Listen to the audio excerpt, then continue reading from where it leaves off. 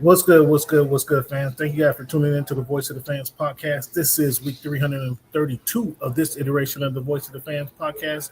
We got a lot to talk about today, fans. So we're going to get started with this montage like we do most weeks. Haven't seen it in a while, but I'm going to show it to you guys now. Thank you guys for tuning in. Am I speaking to right now? Cameron. My name Cameron. is Cam Buford. Hey, it's Peter Rosenberg. I'm hanging on my man Cameron Buford. We got some good questions today. I'm a Dolphin fan. There's always room for improvement. I'm more a fan of boxing. Boxing is my main sport. All we want to see every year are the best two mothers getting in the ring and getting them. I got some of this for you. Goodness. For me? Yeah, just for you. Think about it like this: the promoter pays the fighter pays the manager. Okay. So the manager works for the fighter, and the fighter works for the promoter. Okay. So you are lifting weights currently?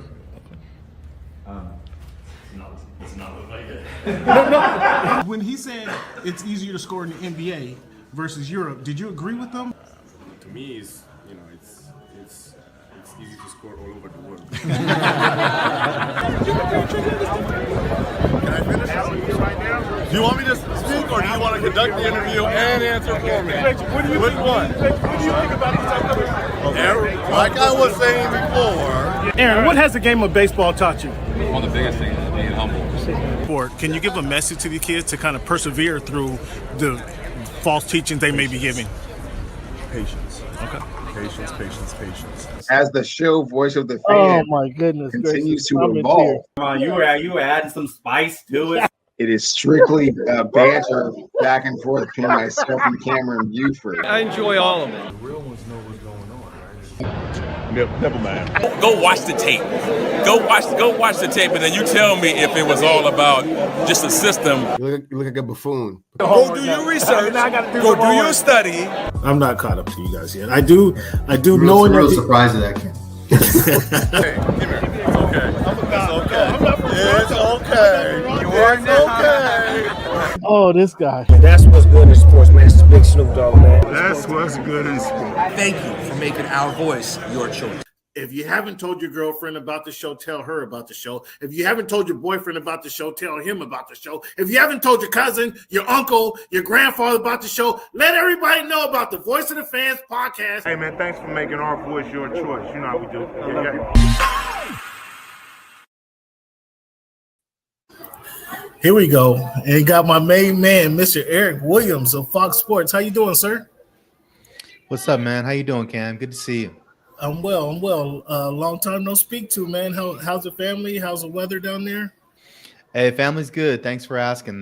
Just, the kids handling their business, continuing their journey in the school, and the weather's great. I think it was 70-something today. Went on a nice hike, got out in the wilderness a little bit, got lost, and then came back home, cracked open a cold one. It's a good day. Well, apparently you didn't get too lost out there in the 70-degree weather. I'll tell you what, the Northwest is just how you left it, man. 45, 50 degrees. It might have got to 47 today up here in the Northwest. Yeah. But it is what it is, man. This is the freshest air you've ever experienced, I'll tell you that, in all your travels, isn't it? Yeah, I mean, I can't beat where I live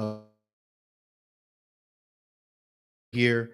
I do miss, being home in Tacoma and the rain. We actually got some rain last week, so it kind of reminded me of being back home. But then, we got 10 days of sun coming up, which is not like home. which just snap you back to reality, huh? That's right. Welcome on the show, man. It's been a long time that we spoke, and I appreciate you for making time for us, Eric. We're going to get into some conversation today. As you know, we start the show with our numbers game, Eric, with it being March 19th, 2025. This being the week 332 of the Voice of the Fans podcast, of this iteration of the Voice of the Fans podcast. When you think of the number 19, Eric, who come to your mind first, or who wore that jersey number the best? Yeah, you said 19th, and I was trying to think of maybe Lance Allworth. Is Lance Allworth 19? Yeah, he was 19 for the San Diego Chargers. Yeah, I was thinking Lance Allworth. I don't think who's the quarterback for the Colts? Now? No, back in the day. Oh, Johnny U. Yeah, Johnny U. He did. He wore 19. I had a couple other quarterbacks in mind. Came to my mind first was Bernie Kosar, and then Scott Mitchell made $20 million on one game when he stepped in for Dan Marino. Yeah, that was Scott Mitchell. That's a good pull. And then the number 32. I mean, there's a whole list of numbers of guys who wore 32. But who come to your mind first? You know what's weird is I'm thinking Edge for whatever reason. Just thinking Edger and James. Did he make the Hall of Fame? Nah, Edge did. Edge is in the Hall of Fame. Well, there's a few more Hall of Famers that probably more. There's a lot of Hall of Famers that wore 32. 32 is a very popular number back when we were doing our thing on the field. Yeah. So you had to fight. You had to fight over 32. To be honest, if you wanted to rock 32, you had to go through some people. Yeah, you're right. You or just be that good. Or be that good. That's right. You had to be that good. That good. Jim Brown, obviously, Marcus Allen, O.J. Simpson were some of the guys who wore the 32. So Eric, man. Why I got you on the phone? We're going to talk about a lot of different things. I want to get your feedback on the upcoming draft and some of the participants, some of the players coming up in the upcoming draft. But first and foremost, the Sam Darnold era begins with the Seattle Seahawks. That's right. How do you feel about that? How long does this era last? And are you confident in Gary Kubiak in getting the best out of Sam Darnold? Yeah. Well, I mean, let's talk about just how he ended up there. I mean, they moved on from Geno. They didn't want to pay Geno what Geno thought he was worth. And they trade him to, Pete Carroll and the Raiders. It's a good landing spot for Geno. I'm happy for him. I think, he can continue to play at the level that he's shown he could play at, which is a Pro Bowl level over the last couple of years. I think, Pete will do a good job of fashioning that offense to get the best out of Geno. In terms of the Seahawks, I understand the move. He's younger. He fits what, Kubiak wants to do in that offense in terms of the, play action, the wide zone. Kubiak's familiar with him. He was in San Francisco when Darnold was there a couple of years ago, so he knows him well. And I think that's important. When you're making changes like this, is having a good idea of, what that guy's personality is like. I think Sam will do great in the Pacific Northwest. I think he fits kind of their culture and, everything that's up there. And so I think they'll embrace him. Not that they didn't embrace Geno, but I think they'll embrace Darnold and kind of, who he is as an individual. And then obviously the contract, it sounds like basically it's $37 million guaranteed in the first year, and then let's see. And so that gives them the ability to get out of it if it isn't a good fit. It gives them the ability to draft somebody too and develop somebody, behind Darnold.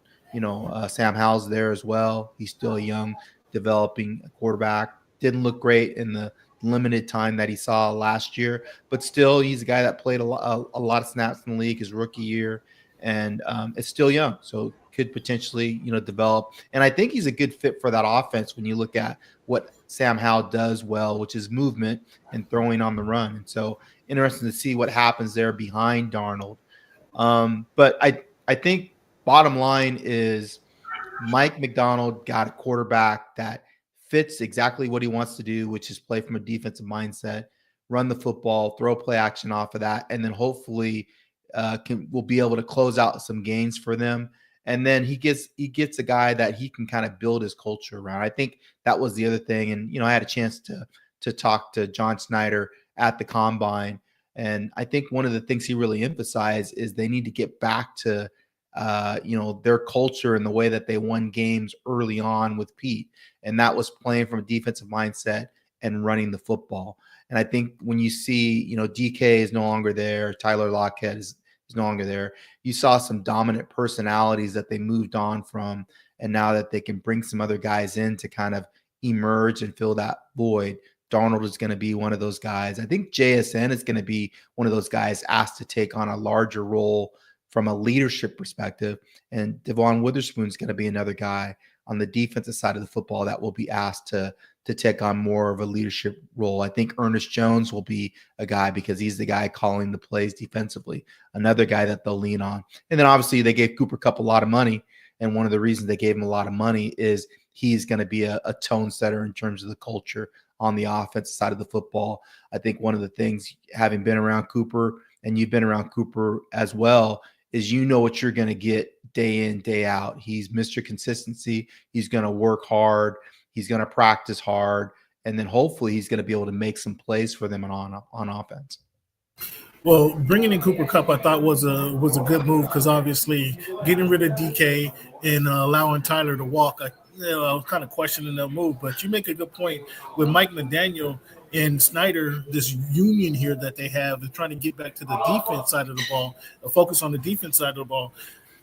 Eric, I question bringing in Sam Darnold. This offense isn't like that offense was in Minnesota. So he doesn't have arguably the number one receiving core he had in Minnesota to spread the ball around, move the ball around. Now, running the ball wasn't their first and foremost priority in Minnesota as well. Mm-hmm. And we talked about this once before, Charbonnet and Kenneth Walker. Kenneth Walker, I was really high on Kenneth Walker when he got drafted. And he seemed to have regressed over the last couple of years. This going into his fourth year. Now he had the chance, obviously he has a chance to rebound off this season. Charbonnet, I never really thought Charbonnet was that guy, but he did.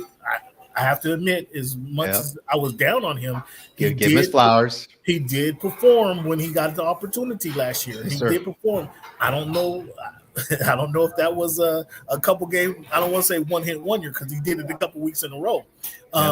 If that's sustainable, I question that. So I look for them to get and they need explosive back. They need an explosive running back, or if you're going to get a Derrick Henry clone, I'd take that as well. Because Sam said in his press conference they want to run the ball, they want to run the Rockets. Is exactly what he said. Yeah. Well, this running game, you guys average under 3.5 yards a carry last season. I don't see that getting you guys to where you want to getting the Seahawks. I'm talking about getting the Seahawks where they want to be.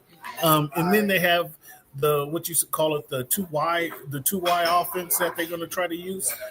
Let's see how effective Sam is with behind the line that is not as conducive as Minnesota's offensive line was, and without the receiver core that they can't target those, they have to sit back and they can't run a press defense because they don't have arguably the number one or number two receiving core in the NFL.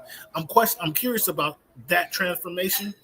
Sam Darnold, when you have a chance and he's been a journeyman and you have a chance to shine and make your mark, now he's feeling a different level of success that he experienced in Minnesota. I'm interested to see how that translate. And again, with the offense that is not as talented as the one he just left. What's your thoughts on that?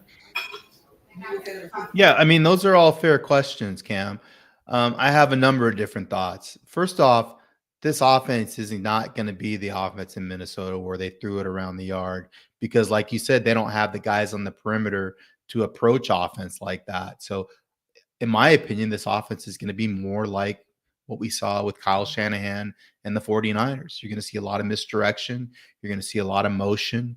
You're going to see a lot of deception and trying to fool, defenses. You're right. You're probably going to see some 2-back sets or, some 2 tight end sets, some more heavy formations and try to play bully ball.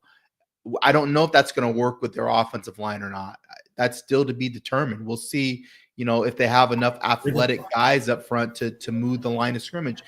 We don't know that until we start seeing actual games. In terms of explosive backs, I mean, Kenneth Walker's an explosive back. He's just not healthy.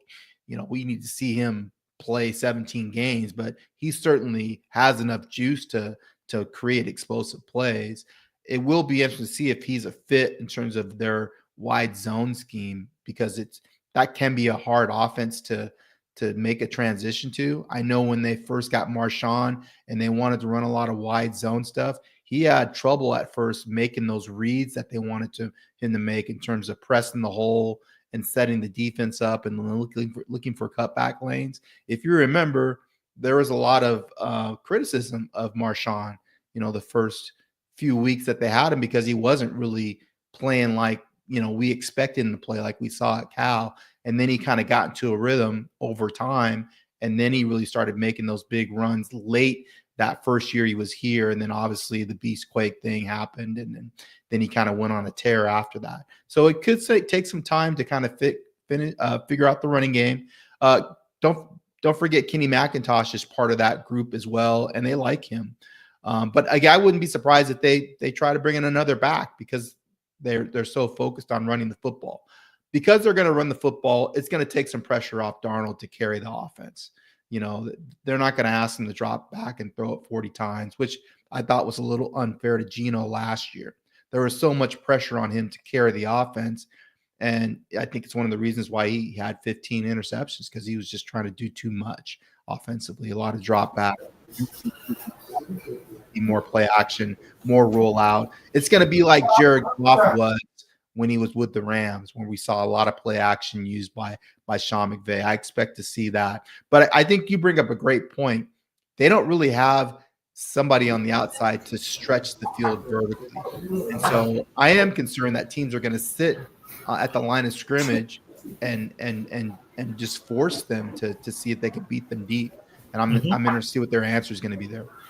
Well, you bring up Jared Goff. Jared Goff had a Gurley behind him before Gurley's knee injury, really helping him rack up the yards, rushing in and out of the backfield. So this is going to be really interesting, and hopefully they know a little bit better than me what they have going on, because they selected this guy. They essentially handpicked Sam Darnold, because there was a lot of people out there when they picked him. So essentially, they handpicked him.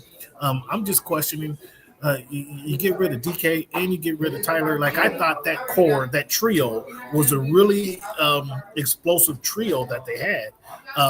And to move away from those guys, they didn't win anything. They didn't win anything of those guys. Well, okay. So it didn't work. They didn't win anything. Geno was asked to do a lot, and Geno kind of made that offensive line. I think Geno, being a veteran quarterback, hit some of the stuff that hit some of the holes or hit some of the faults of the offensive line. Is Sam going to be able to do that? Because regardless, they have 5 picks in the first 3 rounds. I think they have that's 5 of the top 100 picks. So I would think, I'm guessing that 4 of those picks are going to go to the offensive line. And you find, if you can find your explosive back in the second or third round, I'd go that way. But they're gonna have to focus on that offensive line. How long does it take? And with that being said, how long does it take for that offensive line? Would you, from your experience and all that, Eric? I'm sorry, I didn't give you appropriate announcement, Eric. No, we're good. We're good. I feel comfortable with you because I know you. Please let the people know where they can find you on social media and they can find your content. Sure. Eric Williams. I'm with Fox Sports. I cover the NFL. Covered the NFL for 20 years. You can find me on Twitter at Eric_D_Williams. You can find me on Instagram at EDubNFL, trying to be more active on Instagram.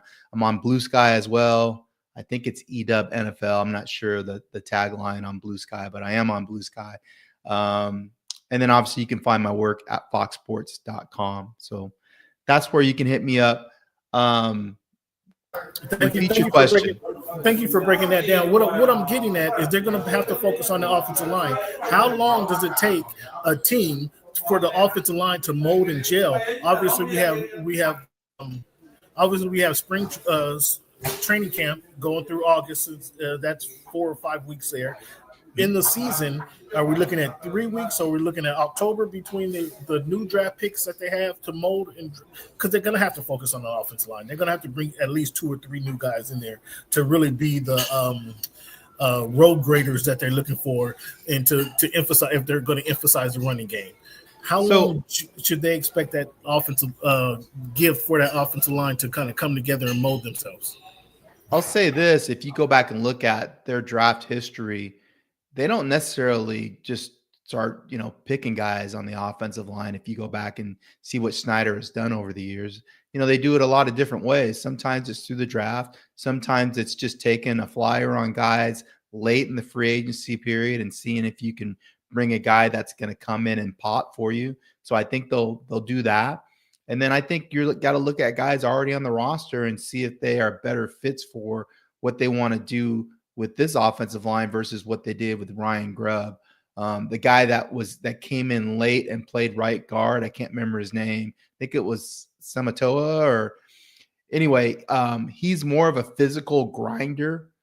He might be a better fit for what they want to do offensively in this system versus how they wanted to play last year, which was a lot of drop back, which wasn't his strength because he's not really a great pass blocker. He's a pretty good run blocker. So I think you're looking at the guys that you already have on the roster and seeing if they're good fits for what you want to do, and then asking, your offensive line coach and your OC to coach those guys up, along with bringing in guys through the second and third wave of free agency. And you've seen it. They've had some guys in for visits. See if you can get them on 1-year deals and see if they pop for you. So I just think it's throwing a lot of different ways to get guys in, whether it's, free agency, trade, or the draft.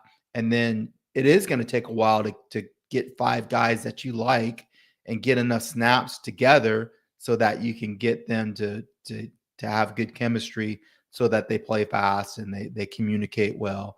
The one thing I will say about offensive line play is you don't necessarily need first-round picks to make it work.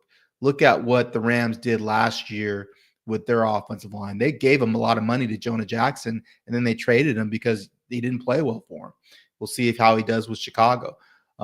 They played a 6th-round pick at center, Bo Lemmer. They were supposed to play Avila there, but they moved him there, and it didn't work, so they moved him back to left guard where they knew that he was effective. And then they just gave Alaric Jackson a nice contract. I believe he was a 7th-round pick. So they got their left tackle late in the draft. Obviously, Havenstein's been there for a long time and continues to play pretty good football. So you can put it together in a lot of different ways.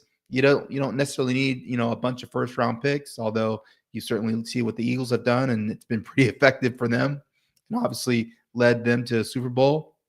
Look what's happening with the Chiefs. They trade Tooney. They signed Jalen Moore in free agency from the 49ers, who was backing up Trent Williams. And now they're going to ask him to be the blindside protector to the best player in the league, and Patrick Mahomes. I'm interested to see what that's going to look like, who they're going to have at left guard. So their offensive line isn't great, really. And they played in the Super Bowl last year. So it's hard to get the offensive line correct. You need to hit on a lot of different areas to make it work. But I feel like, with the Seahawks going back to what was effective for them early on in Snyder's tenure, I think they have a chance to get things fixed. Well, they do have extra draft picks, and you're right. You don't have to they think the Chargers, Johnson was a 6th-rounder who ended up playing. He had to come in because of injury, but he never relinquished his starter position once he actually got some playing time. So you're right. You don't have to be a first-rounder, but I would expect them to. I think that's a need, a heavy need of theirs. Oh yeah, they're going to draft. They're going to draft a couple guys for sure. Yeah, to get that linebacker, to get that lineman right. I think they need I draft a running back just to take the pressure off of Donald. Just Genty. Well, Genty's not going to be there by the time they drafted 20, right? Move up and get him. Jenny's a little small for us to move up to something.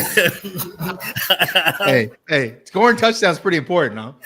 Scoring touchdowns is very, but that's an explosive back. If they can move up and get him, that's an explosive back that they can get. You're right, though. I mean, I was at the combine last week, and all those running backs were running fast.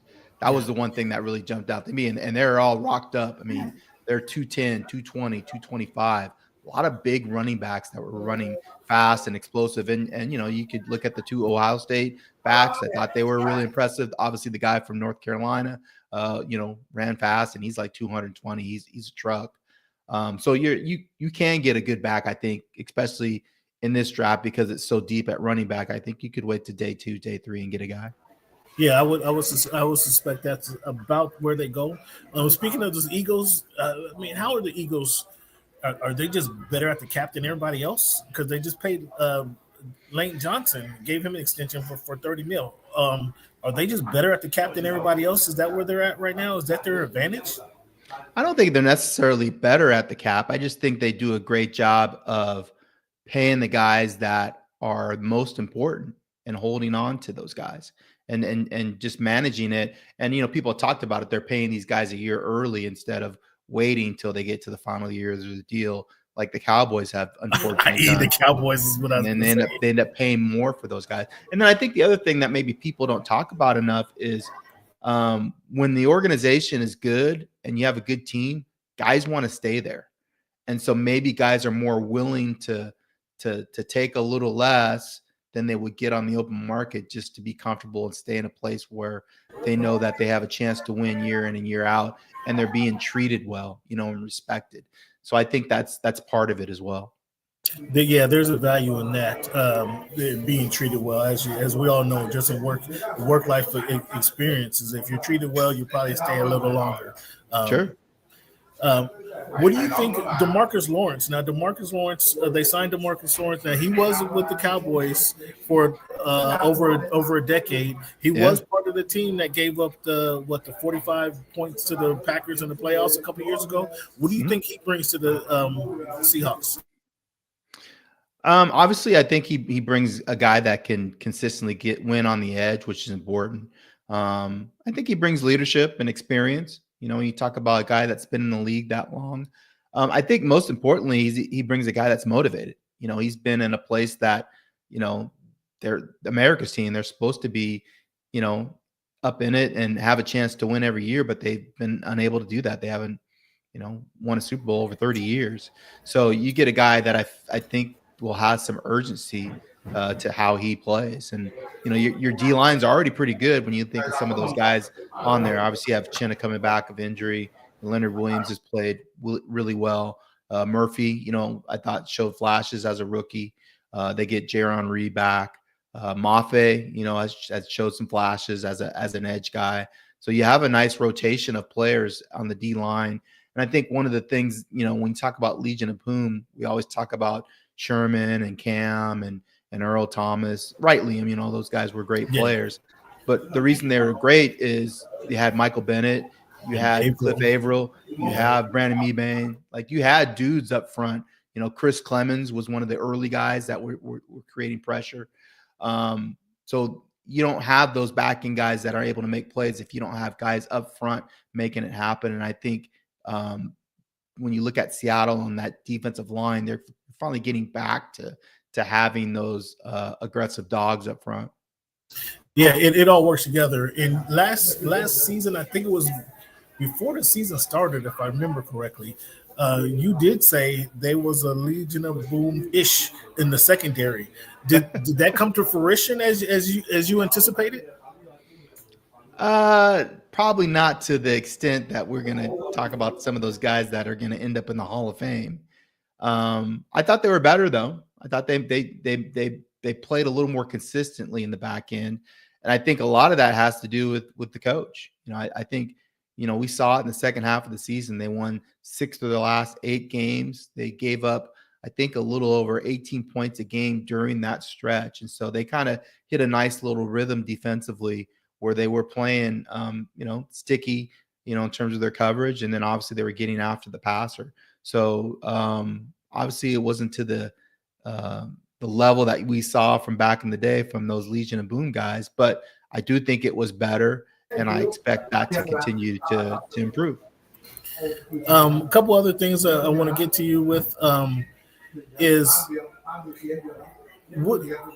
speaking of the Cowboys and DeMarcus Lawrence, the Cowboys, should they trade Marcus or Micah Parsons? Would you consider trading Micah Parsons instead of running up your salary taxes and paying luxury taxes? Would you consider trading that and getting some pieces? Do you anticipate the Cowboys making it to the NFC, being contenders in the NFC next season? No, I don't. But I don't I don't think you can be in the business of trading your best players. I don't think that makes sense, even though you could potentially get a bounty for him. Look at what happened with Cleveland. He wanted out of there, and all they did was say, we're going to make you the highest paid non-quarterback in the league. And he said, okay, yeah, I guess I will stay. So you have to build your team around, guys that are, generational talents. They drafted him. Yeah, they drafted him. I'm so really not. I'm really not for it, but I think it kind of makes sense. You're overpaying your quarterback. You're overpaying the wide receiver. And again, if they were contenders, there's no way you make that move. But with them not being contenders for the NFC title, I don't even think they're contenders for the NFC East title. You got to do something. All you're going to do is just be drown yourself in debt. If you're a Cowboys fan and they trade Micah Parsons, why are you going to the stadium?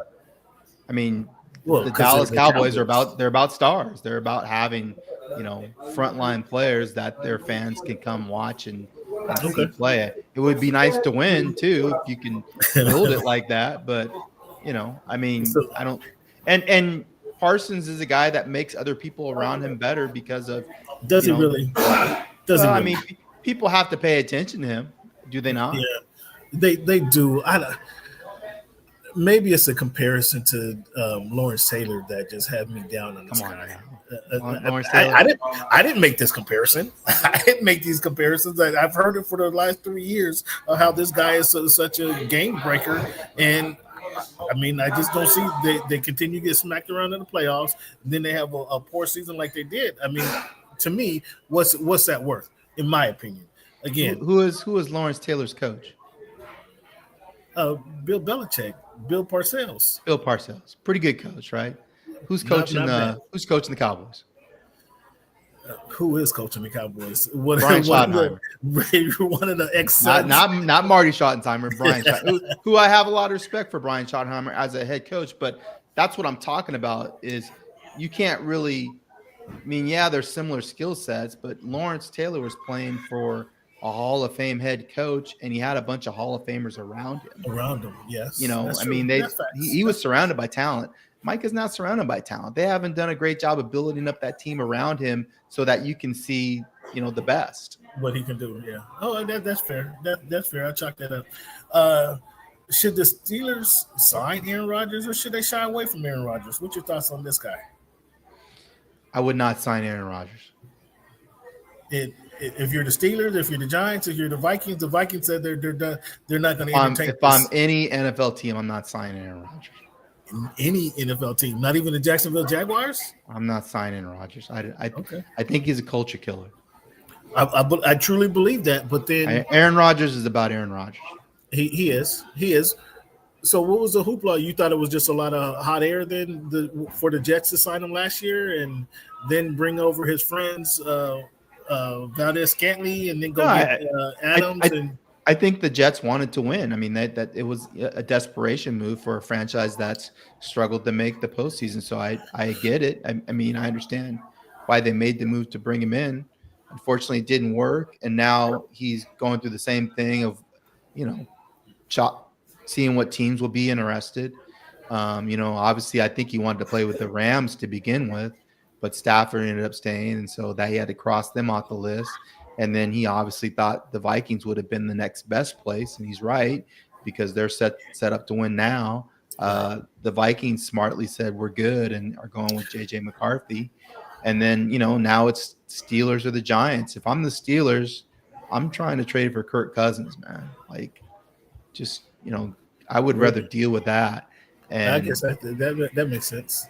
Patch it that way, and hopefully you find lightning in the bottle with the guy that has shown that he can lead a team if he's healthy.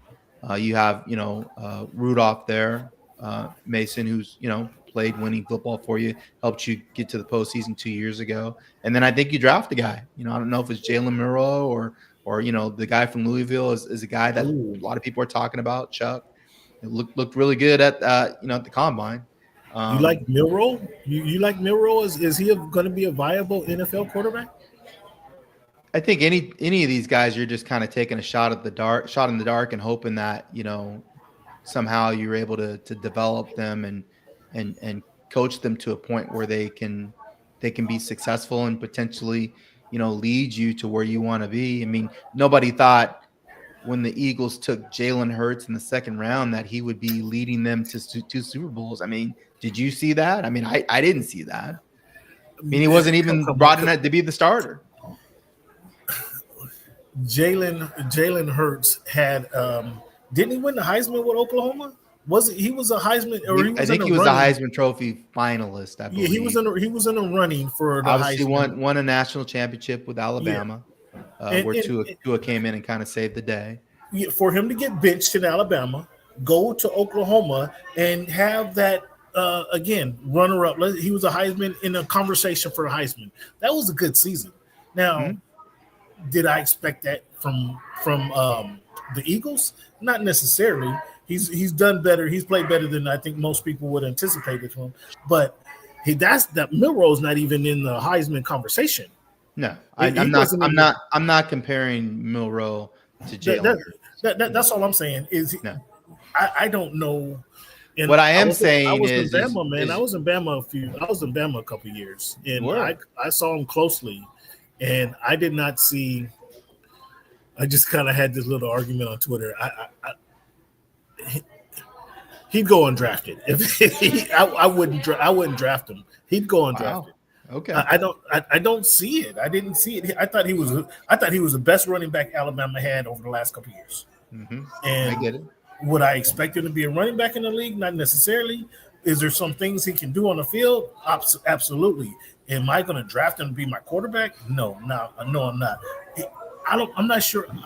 He's probably a little bit better than Anthony Richardson in Indianapolis. Mm-hmm. A little bit better, but I mean you're still. So we're on the same wavelength with Anthony Richardson. I mean, I think Daniel Jones was brought in to be the guy there because he struggled. That said, Anthony Richardson's 8-7 as a starter, so he has a winning record. But I mean, you're right. I mean, he has proven that he's a franchise quarterback. I think Milroe is better than Richardson right now. But you're right. I mean, I don't know if he's going to be one of the top 32 quarterbacks in the league, or if he's ever going to develop into that. We saw what happened with Trey Lance. Trey Lance didn't work out in San Francisco. Hasn't worked out in Dallas. Has a lot of talent. It hasn't reached his full potential yet. Yeah. Okay. When you speak of Richardson, and let's just focus on Richardson and Trey Lance, is that coaching or is that personal or not? Players just getting better. Which would you land that on most? Is it more player ability or coaching? It's reps. Neither one of those guys have played. Oh, that's fair. I mean, I think Richardson played 13 games when he was in college, and that Lance might have played less than that. I mean, one of the reasons that people in the NFL attribute Purdy to being successful was he played 4 years. 50 games. I mean, played a lot, and so reps matter. I mean, so that's why when guys are coming out now they're looking to see how much did they play. When Russell came out, Russell had played a lot of football, both at NC State and Wisconsin. So it showed he had a certain poise and way that he carried himself. Like the moment wasn't too big for him because he had already been in a lot of very tough situations. You can't really say that for Anthony Richardson. You certainly could say that for Trey Lance because he played at North Dakota State. So I think when you've seen these quarterbacks come in now, Dylan Gabriel is a good example of that. He's played at 3 different schools. I think he's played over 60 games. He didn't look as good as some of those guys that he was throwing against in the combine, but you put on his tape, he won a lot of games. So that might be somebody that you look for. Speaking of quarterbacks, I want to ask you I'm going to ask you about these young quarterbacks coming into the league as well. But where does that put Russell? If you're thinking the Steelers should go try to trade for Kirk Cousins, where did that put Russell at? Does he go in New York? Yeah, I think he's going to be. I would imagine he's going to the Giants. I know that was the place he was interested in going before he joined the Steelers. Last year, he actually took a trip to New York and then went to Pittsburgh after that. So there's interest by him, and there was interest, from the Giants. So I think he makes sense as a bridge quarterback to come in and start, and then they could, decide if they want to draft Shadur Sanders or if they want to wait later and get somebody like Jackson Dart or Quinn Ewers, whoever they think is going to be the guy that eventually takes over for Russell. But I think Russell, they have to also win now. I mean, they kind of have to do both. They're under a lot of pressure to figure things out quickly based on, not getting Daniel Jones and moving on from Barkley. last offseason proved that you and I can probably be NFL executives what they did last season, man. Wasn't great. No, it wasn't great. So what do you think about? You mentioned Shador, but you didn't mention Cam Ward. What's your thoughts on these two guys? I think Cam is the guy that has better upside because of his physical tools, and the way he plays. He's got some swag to him. He's obviously got some athletic ability. Ball jumps out off his hand, and is a guy that proven he could carry a team. When you see what he did with Miami in that organization, also did it at Washington State. So I think he's the safest pick at number one. I think if you're the Titans, you go up and he's your guy that you're going to build around. And then we'll see what happens at two. If Cleveland is going to be interested in Shador, or if they're going to take Carter or Travis Hunter, and Shador potentially drops down the board a little bit. But I think Cam's the clear number one and makes sense for Tennessee. Now, Tennessee has shown that they have trouble identifying quarterbacks. They took Levitz. They took the kid a year before Levitz, and they haven't been able to figure out. Do you think this new regime can get it right this time? You can go back to Mariota. Well, yeah. Go back to Marcus Mariota. I don't know. I mean, a lot of things have to go right for the quarterback to pop.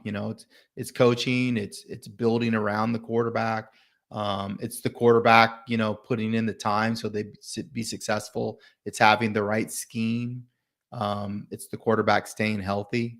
So a lot of things have to happen for the quarterback to be successful. It's not just draft the guy and then throw him in there and hope it works. So yeah, I think they have a chance to make it work there in Tennessee. I'm blanking on the guy's name that was there with the Titans that passed, that played at Alcorn State. Steve McNair. Yeah. So they got it right in their past. Tannehill played winning football for them, who I believe they got in a trade or either released from the Dolphins. He was released and picked him up, yeah. So they've had moments where they've had quarterbacks that have been successful there, but you're right, more times than not they've missed on guys. I think Malik was the guy that they traded to Green Bay. Yeah. And I mean, they drafted Malik, and then the very next year, they went and got Will Levitz, and then he hadn't panned out, and now they're turning around. They're throwing it all in again. So it'd be interesting. I mean, maybe Cam can be the guy that turns it around and right the ship there for them. Just a few more questions for you, but I got one big guy that's on the board here is Travis Hunter. What's the word out on Travis Hunter? Do you expect Travis to be a better cornerback than receiver, or better receiver than cornerback? Yeah, guys I talk to around the league see him as a number one lockdown corner that could also play a little bit of offense. But it was interesting hearing the Cleveland Browns GM talk about his skill set and say that he thought he was a better offensive player because of his ball skills. And he's not wrong. Like, his ball skills are elite. And so if you have a receiver that can win 50-50 contested catches like that and also catch it and take it to the house, I mean, that's valuable, especially with what receivers are making right now. When, guys are making 30, 35 million. You saw what Jamar Chase got paid, and obviously Justin Jefferson, and, DK, again, they handed them the bag. And so if you look at it from that perspective, and the fact that as a corner, they can throw the ball to the other side of the field and just take you out of the game, and you can't impact the game. I think it makes or sense. They can run the ball at you. And yeah, I mean, Travis will tackle you though. I mean, from what I've seen, he doesn't shy away from contact. So I don't think that's going to be the issue. The issue to me is if he's on one side of the field and you can't, have him impact the game as a perimeter player, you're going to move him inside and have him play slot. Like, how would you use him defensively to make sure he has the most impact when you're, spending that much on that high of a pick? And that's why I say maybe you do play him on offense and then you make him give him a package on defense. You make him a sub package player on defense. Maybe that makes more sense. Yeah, that's going to definitely be interesting to see how they use him, whoever drafts him, to see how they use his talent. I think it'll be very interesting. I personally think he's going to be a better defender, a cornerback. I would, if I had the personnel, I put him at the slot and kind of lock that guy up. And then, I think it's easier. We talked about the pass rush, working with your cornerbacks a little bit easier. Or your pass rush being a tandem, your pass rush working with the cornerbacks and not allowing the quarterback so much time. I think putting him on the slot receiver, I think really shuts down a lot of what you'd be trying to do on the offense. In my opinion, I say him as better, but his ball skills are incredible. That's why I put him on the cornerback. So maybe he can get a couple interceptions. And be around the ball a little more. That makes sense. Yeah, that's what I would try to do. A couple more questions for you. Should the tush push be banned? I know somebody sent in a petition to ban the tush push. What's your thoughts on that? Yeah, I believe it was the Green Bay Packers that submitted that petition. No, I think it's petty. I mean, you think they're just being petty? It's football. Figure out how to stop it. They're using it within the rules that are established right now. If you don't like it, figure out a way to stop it. And they're the most effective team at doing it. The Bills have tried to do it, and obviously, Josh Allen's 6'5", so he can't get low enough. Yeah. So it's unique. You have an offensive line that's built to do it, and then you have a quarterback that can squat 600 pounds. So you're just taking advantage of the skill set of your personnel and using it the most effective way that you can use it. So, to try don't get in the third one, Yeah, right. I mean, it's football. I mean, you have to figure out a way to stop it, in my opinion. The overtime rules, that was another suggested change. Change the overtime rules to 10 or 15-minute quarter. Should they adopt the college football overtime rules? Which do you like best? Yeah, I think with the overtime rules, they're just trying to make it consistent because they do it one way in the playoffs, one way in the regular season. And so I think it makes sense just to have it be consistent the entire time. I don't think you should play in the playoffs one way and in the regular season another way. Well, so you didn't give me your answer there. That was a good evasive way to evade my question, though. I think they should play the way that they do in the postseason, which is each team gets a chance to touch the football. And then once that happens, then the next team that scores wins, unless you score a touchdown, I believe, on the opening drive. Yeah, if you score a touchdown on the opening drive, the game's over. But you're saying both teams should have a chance to touch the ball. Either way it goes. Okay, that's fair. That's fair enough. Who are some of the players, since you've been talking to the owners at the owners meeting and you was at the scouting combine, who are some of the hitting players or the hidden talent in this draft that we should keep our eye on? I think the draft is deep at receiver. That would be, I'll just give you like position groups. I from watching the combine, I was able to go inside and watch the quarterbacks throw and watch the running backs and the receivers run. And so I was really impressed with, how the receivers ran in terms of the 40. In terms of the running backs, I think one guy that's not a hidden gem that's probably going to go in day 2 or day 3 is Cam Buford. The kid out of Arizona State, the running back who obviously ran for over 1,700 yards, was able to get them to the national semifinals in the college football postseason. He's having his pro day March 27th. He didn't run at the combine, so I'm interested to see what he runs in the 40. I think if he runs in the mid 4.5s, I think that's enough for NFL teams to say, you're fast enough. he's more of a physical back than a guy that's going to have that long speed and create a lot of explosive plays running around the perimeter. So that was a guy that, I liked and a guy that I think, you should watch for in terms of the running back position. And I think the tight end position too, is a lot of good tight ends out there that can help teams in terms of the evolution of what we're seeing on offense. A lot of teams are running more 2 tight end sets and looking for a guy that can get down the middle of the defense, kind of like Antonio Gates back in the day. So I think we're going to see some pretty good pass catching tight ends. In terms of position groups, those were the position groups that stood out when I watched.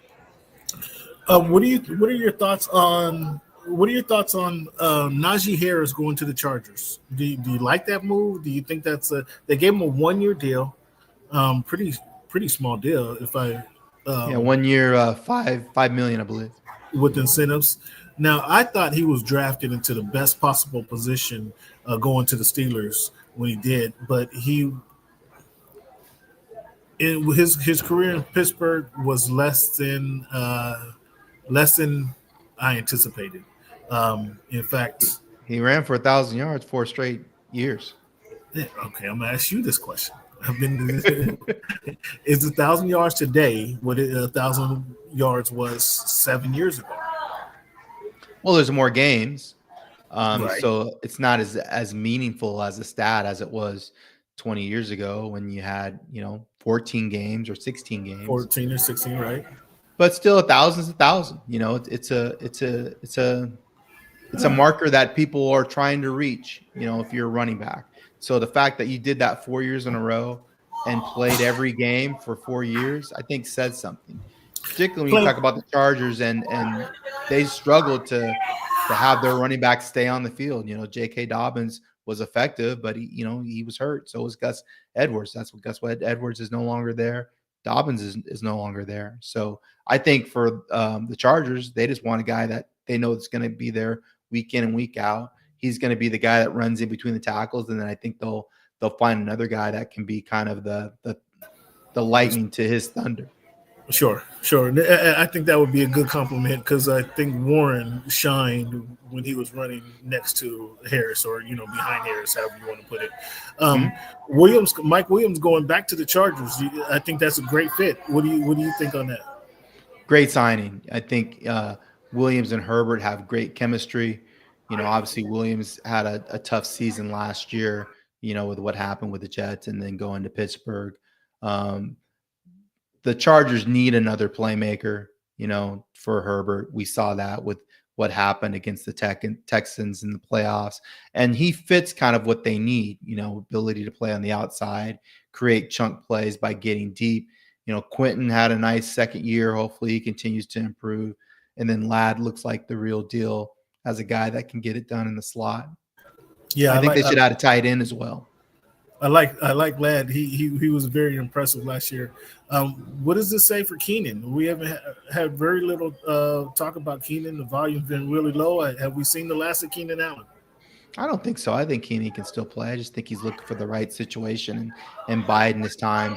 He could wait until training camp to sign with somebody. Wait for somebody to get hurt, and maybe that means more money for him. He doesn't need to go through off-season work. Keenan knows how to play football, so if I was Keenan, I would be patient. He probably doesn't want to go through off-season work. Antonio Gates purposely would be missing off-season, wouldn't show up until week 1 of the regular season. So maybe makes one of those moves. As you mentioned, he's a veteran in the game, so he doesn't need those extra reps in practice, if you will. Eric, let the people know once again where they can find you and your work on social media. Yeah, again, you can find me at foxsports.com. On social media, on Twitter, you can find me at Eric_D_Williams. And then you can hit me up on Instagram as well, EDubNFL. And thanks for having me, Cam. I appreciate it. Good talking to you again.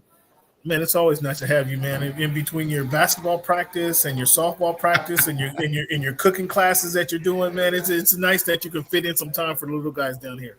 Yeah, I'm a Renaissance man. I try to dabble in a little bit of everything.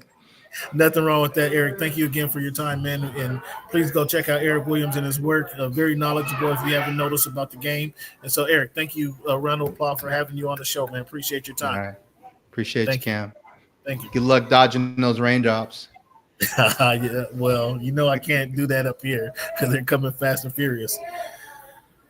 Fans, thank you guys for tuning in to the Voice of the Fans. This is what we try to do: bring you exclusive content from different reporters and different genres around different areas of sports. So we got some good feedback and some good content from Eric.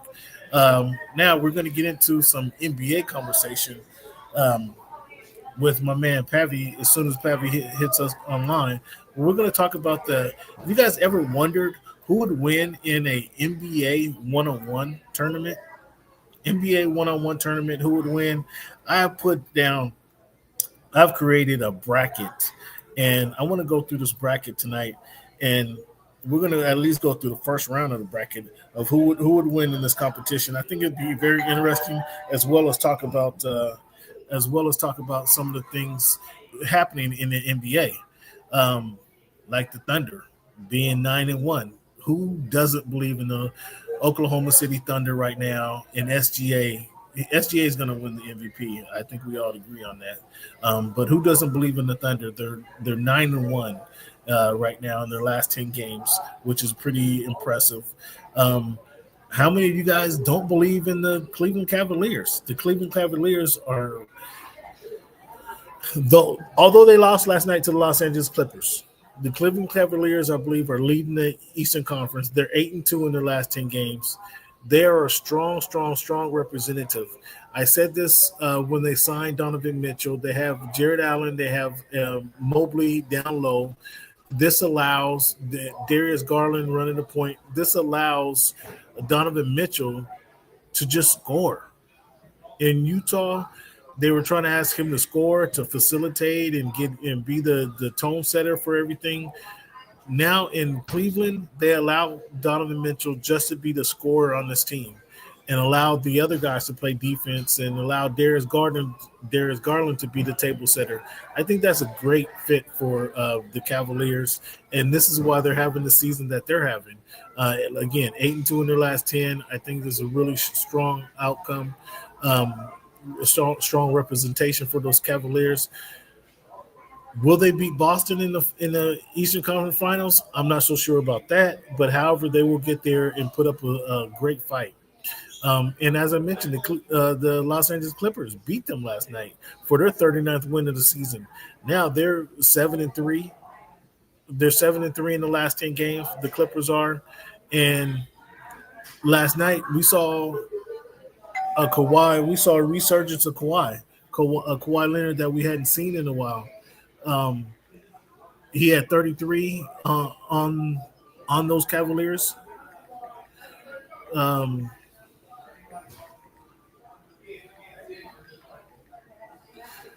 And last night, Ivica Zubac, another, I think this might have been his 5th or 6th 2020 game this year, 28 points, 20 rebounds. Ivica is playing like a big dog down low for the Clippers. He's been the most consistent. He's the longest tenured Clipper on the team. He's been the most consistent Los Angeles Clipper this season. Again, like I say, I think this is his 5th or 6th 2020 game. They actually robbed him in Memphis of a 2020 game, and the stat line he had 20 points or 20 rebounds at the end of the game, and then when the stats came out, they took one from him. So it was a 21-19 game. An interesting thing about that game is I asked him how he found out about being robbed of a 2020 game, and that's pretty big in the NBA, especially nowadays. And he said, I was just looking at the stat book, and the stats showed that they took one away. So that was pretty interesting. No, there was no phone call. The coaches didn't tell him. The team didn't give him a heads up. He had to look up the stats himself, and he found out that he was robbed of a 2020 game. So that was Zubac has been very impressive. And here go my guy. Ivica Zubac, tell me what your thoughts on Ivica Zubac, man. Are you familiar with what he's been doing this I got the Bachelor fans. We gotta give the Bachelor some time. I mean, he got to get things together. It's late in the night. I'm surprised that we don't see anybody dancing in the background. We got to give the Bachelor some time to get it together there. How you doing, big guy? I can't hear you. You gotta turn your mic on. Yeah, it's early for the Bachelor, isn't it? Well, when he gets it together, we're going to talk about the Clippers and Zubac and what he's doing and where the Clippers going to finish in right now. I think they're in a play-in tournament. They're number 8 or 9. Last I looked in the play-in tournament. One interested to know, can they climb out of that play-in race? There you go. You got me? Yeah. Hey. What's up, big dog? How you doing? I'm good, bro. You? I'm well. Let the Mr. Bachelor, let the people know where they can find you, man. I know most of the people are listening to the show already know where they can find you, but for those that don't know, where can they find the Bachelor? Man, you can find me on Twitter at PavyWorld, PavyWorld, all one word. I make music, so go stream that. And yeah, man, excited to be on here and talk to you about the one-on-one tournament and the other things that you said. I haven't heard nothing recently, man. I haven't seen no videos out. You ain't been paying attention then. I just put a song out like 10 days ago. Well, that's fair. That means you ain't been paying attention. Life has been lifing for me up here in the Northwest, man. So respect. I'm just trying to keep the show going, keep building content for the audience. But I got to get back on it, Pappy. Thank you. I appreciate you for joining me. I was talking about the before you came on. I was talking about the Thunder, and the Thunder seem to be getting some disrespect among their peers in the NBA. They're 9-1 in their last 10 games. Do you have confidence in the Thunder coming out of the Western Conference? I think you have to. I mean, last year they went to the semifinals and it was like they got like railroaded in the semifinals. They lost to the eventual Western Conference champs. They have the MVP. They have a really, really good lineup. They can play many different ways. I think that when it comes to the Thunder, I think that people just don't like new. You know, when things are just new, that like I remember the Warriors first year, right? Like the way they talked about the Warriors the first year, even after they won, like they had to go 73-9 for people to really take them seriously going into the playoffs that year. So again, I just think that people just don't like new. So because obviously they got to prove it. Same thing happened with Boston. Same thing with Cleveland. Cleveland's playing great, but like people just like, oh yeah, whatever, Cleveland. Like some people still talk about the Bucks because again, you've seen them do well. You've seen Giannis do things. Do it, yeah. So like people just hate new. People just don't like new, and when it's new, like the new people got to prove it to you. Yeah, they gotta do extra. They gotta do extra. Well, these Clippers ain't new. They got Kawhi who's done something. They got Harden who's done something, done a little bit in the past. People always downgrade his playoff for production. What do you think about the Clippers being 7-3 in their last 10 games? We seen Kawhi put up 33 last night with Zubac putting up, I think it was his 5th or 6th 2020 game. What do you think about these Clippers? Are they gelling at the right time? Are they coming together, or it's all a facade right now? I mean, the funny part about it is like, the players are on the court, but not the coaches. The players on the court, but not the coaches not on the court. Yeah, man, I think they're playing good basketball. I think that they can definitely be a annoying team to pretty much anybody you play. But again, the main thing with them that we've been saying forever, literally forever, is just health. If they can just get healthy but if they can get healthy and be healthy in a playoff series, beat them as in Kawhi Leonard, like they gonna be trouble for somebody. Like right now, that's the 7th seed. I think that they can move up? Maybe. I mean, you know, the Warriors have been playing really, really well. The Timberwolves have lost 2 games straight, but for the most part, they've been playing good. But if we get a first round matchup between like the Nuggets and Clippers, I would probably pick the Nuggets to win that series, but I don't think it would come without some contest. Lumps. Yeah. They're gonna take some lumps there. Speaking about you mentioned the Warriors, Jimmy. Since they acquired Jimmy, I think they're 12-2 since acquiring Jimmy. Yeah. Is this just you mentioned new, but is this just Jimmy kind of on a honeymoon stage right now? Where Jimmy, or do you think this is if they get to playoff Jimmy, does that turn the Warriors up that much? Because Clay wasn't. You guys got on me a couple weeks ago when I said Clay was creating shots for others. Jimmy's actually doing that much better than Clay ever had, and Jimmy's getting to the free throw line where Steph and Draymond haven't played with anybody like this before. So it's like not that they can take a break, but they don't have to do everything to make everything work. No, I think it's a real thing. Number one, Jimmy's IQ of the game is great. So you just get those three guys on the court together.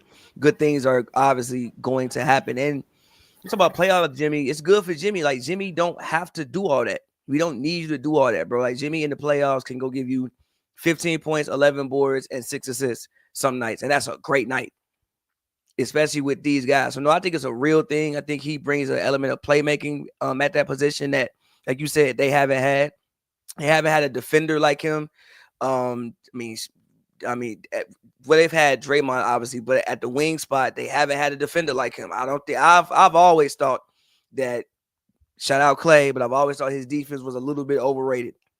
I don't think Jimmy Butler's defense is overrated. I think Jimmy Butler's defense historically has been a real thing. So no, I think that this Warriors team, again, man, like when I look even just at the bottom of the conference, right? Like you look at let's say the Warriors fall into the play-in. I'm not trying to play the Warriors in the first round, bro.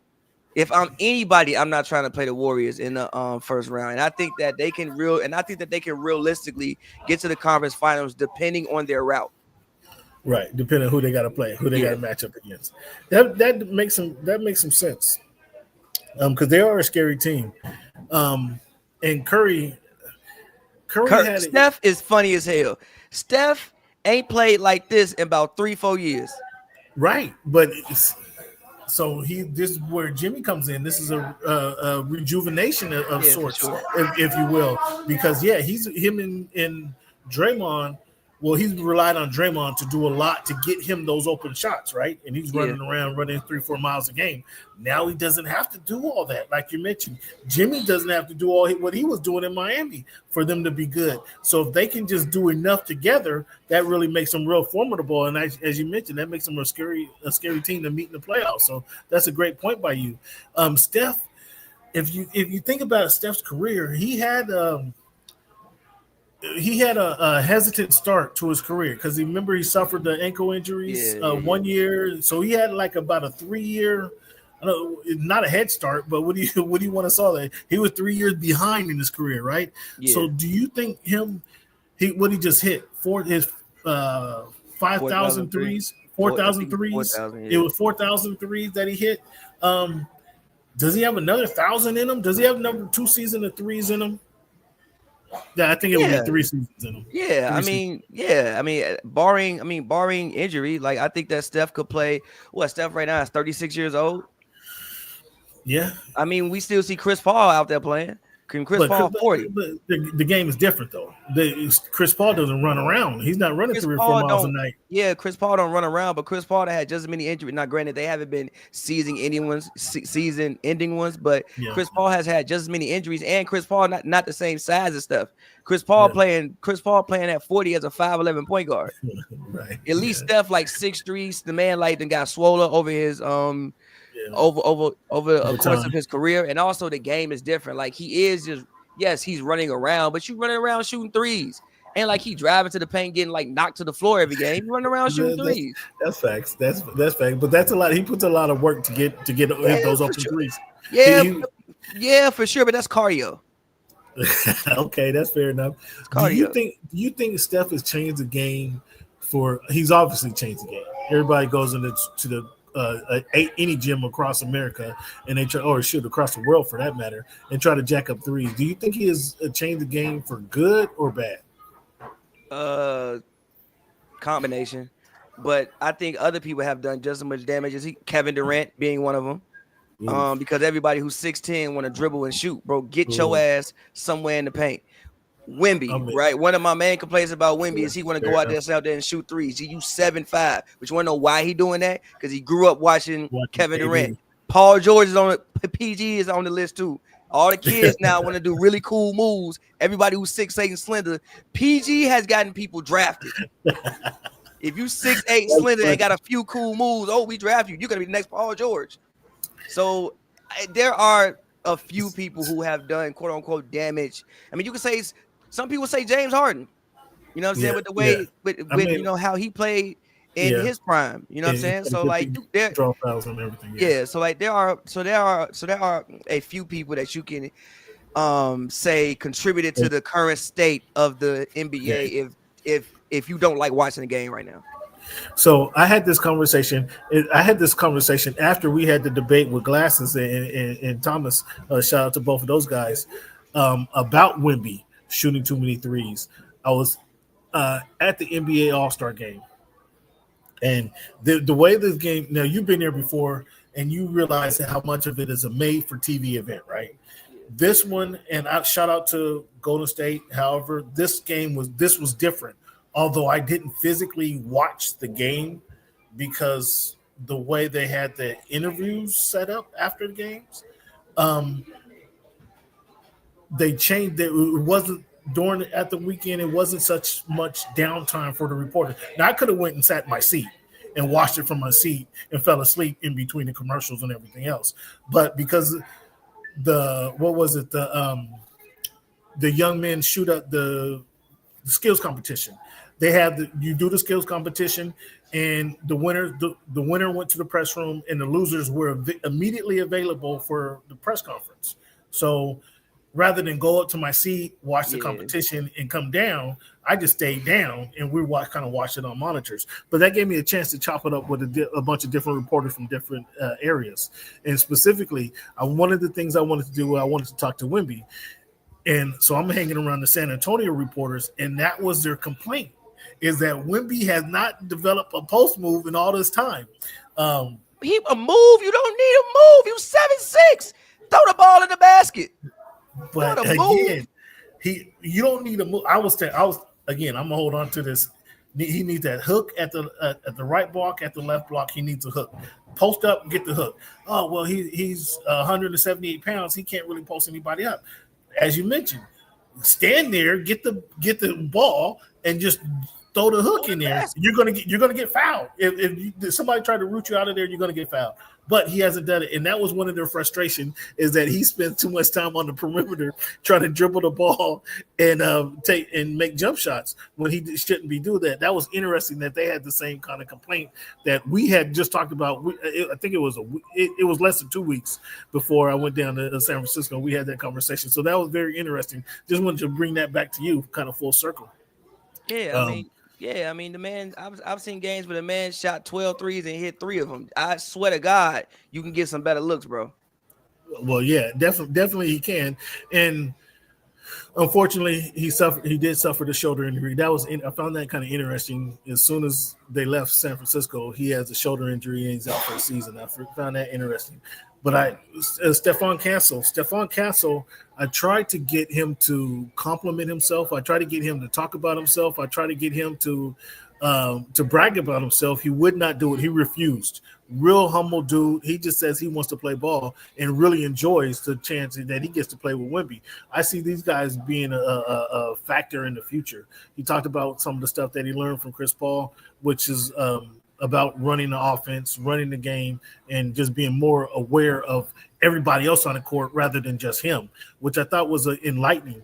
I look for big things out of those two, but it was really interesting just to hang around with the beat reporters and the beat reporter from the San Antonio Spurs and hear their feedback.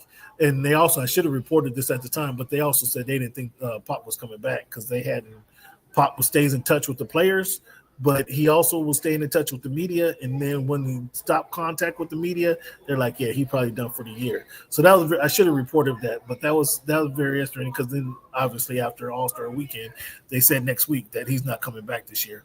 So hopefully, and then they set De'Aaron Fox down for a week. Now, he's gone for the year. Well, excuse me, he's gone for the year. You're right. with the surgery on his left pinky. Didn't Kobe play? Wasn't that one of Kobe's The claim Spurs to have fame? the Spurs have been committing crimes for the past 3-4 years. Like I said, they have been doing everything they can to give themselves a competitive disadvantage since like 2022, bro. They have been doing wizardry to lose basketball games, bro. That's hysterical, man. But I just found out. Come on, man, De'Aaron Fox, bro. I love you. I like your game and everything. But for the pinky, bro, take that up, man, and get out there. I'm Pavy. I'm not sure how many jumpers you shot, but a lot of them not coming off your pinky. They're not coming off your pinky. Yeah, they're not coming off. They not coming off your pinky finger. Nonetheless, he's down, and like you say, they're doing their best to get another draft pick, another high draft pick, and we'll see if that works to make them guys better. But what do you? One of the talks from being there at the NBA All-Star game, and I was surprised by this, was the face of the league. Who is the face of the league? Who do you see as the face of the league? Now we're even a couple more weeks into the final season. I think that conversation is just overplayed because, I mean, forget the NBA. We can look at pretty much anything. Who are the new movie stars? Michael B. He ain't even new. He was on The Wire. Well, he was on The Wire, but he wasn't. He wasn't. The first Creed was like 10 years ago. Okay, but wasn't he just in? Wasn't he in the first? I'm saying, like, name me somebody who came out in the past 5 years, post 2020, who was a new, like, okay, who the new movie stars? Who are the new music stars? Who are the new? I don't think that the world works that way anymore. Okay. I think it's very hard to make somebody seem larger than life in 2025. Like, everybody has social media. You see people all the time. You can read people's thoughts. Like, the only time you saw Michael Jordan was when the cameras put him on before the game, where you had to literally see him in real life. Shea, you can see what Shea wearing on IG right now. Right. That's fair. The internet just made everything smaller. Yeah, it made everything. Yeah, so it made the world smaller. So I just think the face of the league thing is kind of like it's kind of a disingenuous question at this point, because pretty much everybody who's the quote unquote faces of things came out like 10, 15 years ago. Yeah, I mean, you're not wrong in what you're saying. You're absolutely correct. But that was, like I say, that was a question that bounced around the room during the All-Star weekend. Another question that bounced around was who would win in a one-on-one tournament. And that's something I wanted to discuss with you. Hopefully, you had a chance to check out the bracket I kind of put together. I did check it out, but I need to see it again. I have it here with me right now. Oh, you got it on the screen. Cool. Bing, bing, bing, bing. Hold on. Why the fuck is Jeremy Grant on this thing? Hey, we got to go 60. We got to get 64 players on this team, man. We got to get. You could have thought of somebody different. Than, all right, fine. All right, let's do it. Yeah, we gotta go. We gotta go through 64 players, bro. That's why we gotta get Jeremy Grant some love. So what I want to do with you is we just gonna go through the first round and establish first round winners. So this should go pretty quickly, but that's what I want to do with you. So I think we both can agree that Edwards would win this one, right? 100%. All right, Halliburton or Holiday? Drew Holiday. Holiday? Yeah, because you got to score.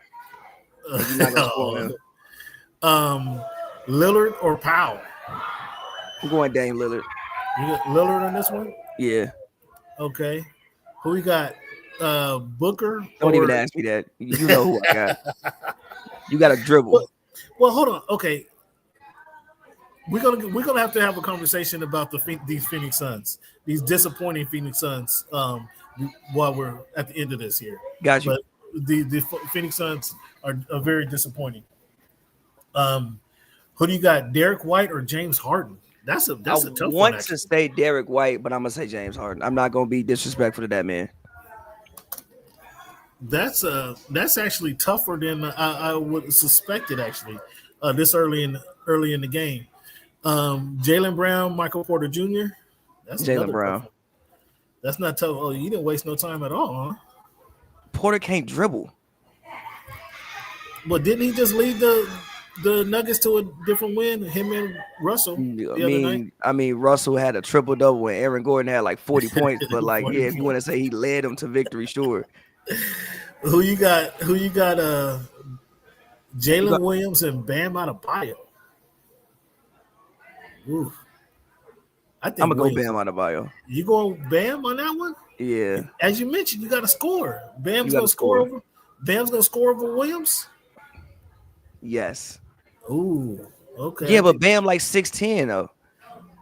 And Williams is 6'8". Williams told me personally, I don't duck no smoke, but Williams, you out in the first round. Yeah, he cannot duck it. you out in the first just round. Just because you willing to fight don't mean you won't get beat up. that's facts. That I think 10-7 up. That's an upset there. Adebayo moving on. Adebayo at 7. Ja Morant and DeAndre Hunter. I want to say DeAndre Hunter over Morant. You got to score. That's a 15-2 upset. Oof. You got to score. DeAndre Hunter is 6'9" long. He can score too. It ain't like he's like literally inept. The man is averaging 20 this season. That was a very good pickup for those Cleveland Cavaliers. Incredible pickup. That was a very good pickup. I still don't know why Atlanta sent him to Utah, but I don't know. Who knows what Atlanta to Cleveland? I thought he went to Utah first. Did he go? No, he went straight to Cleveland. He went straight to Cleveland. LeVert and was it? Yeah, you're LeVert right. and went to Georgie Dane came over to Atlanta, but they got rid of him because the number 1 pick is a wing, and you got to play him. Yeah, but Hunter can do so much things on the court. But like they not winning the championship. Who? Atlanta? Yeah, they're not. Steph Curry and Trae Young, a 1-16. Steph Curry. Yeah. Okay. Who we got? Now this one is tough. Well, hold on. I have Booker in here twice because I have Booker against. Who did I have Booker against? I thought I had Booker against somebody. Yeah, okay. I have Booker against what you call it. Give me a name to replace Booker. We have to come back to that because I had Booker. Jaren Fox. I'm sure I have Fox in here somewhere. I'm positive. Malik Monk. Oh, Malik Monk. Why you doing that to Malik Monk? No, I like Malik. But I'm still about to go DeMar DeRozan. DeRozan, yeah, okay. Yeah. Who we have? Butler and Franz Wagner. That's a tougher one than what people would think it is. I mean, because Franz has some size on him. Nah. I think Butler's a better team player than he is one-on-one guy. So you have Franz winning this? You got another upset? I'm not mad at putting Franz over there. Oof. Franz? Okay. Another upset. Kevin Durant, Chet Holmgren. I'm gonna go Kevin Durant. Now again, we're gonna have to talk about these disappointing Suns here in a minute. T Maxey and Evan Mobley. That's kind of an unfair matchup. But I'm gonna go Tyrese Maxey because I think he'll just run by him a bunch of times. Yeah, younger, more. No, they're the same age. Yeah, is it? Are they? I'm pretty sure they are. Mobley been in the league like 5 years. Maxey been in the league like 5 years. I think 3 or 4. Maxey was in the COVID. Actually, no. Maxey older than him. Maxey wasn't. Wait, no. I think Maxey. No, I think Mobley is 1 year older. Okay. And he went 4 years at USC, didn't he? No, Mobley? that's his. No, that's his brother that did that. Okay. Paulo and Mikal Bridges. Paulo.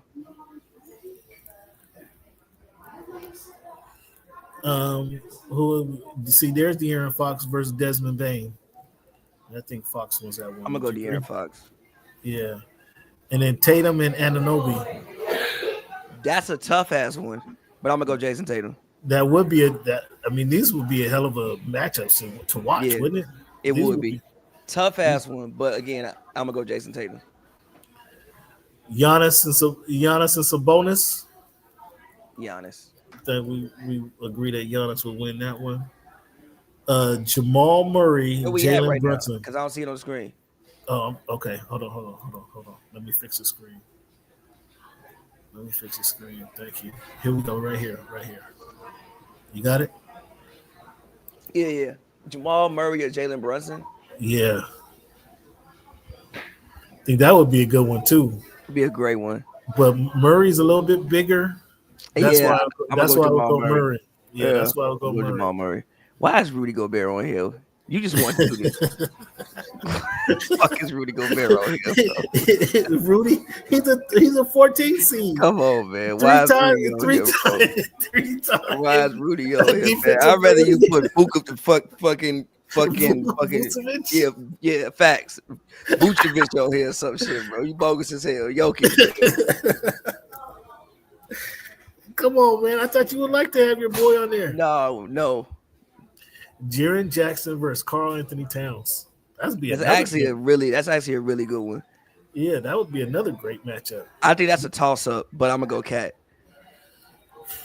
Bro, talk about people won't be excited about this tournament, man. I'd be excited as hell. Yeah, Donovan Mitchell versus RJ Barrett. Oh, Donovan.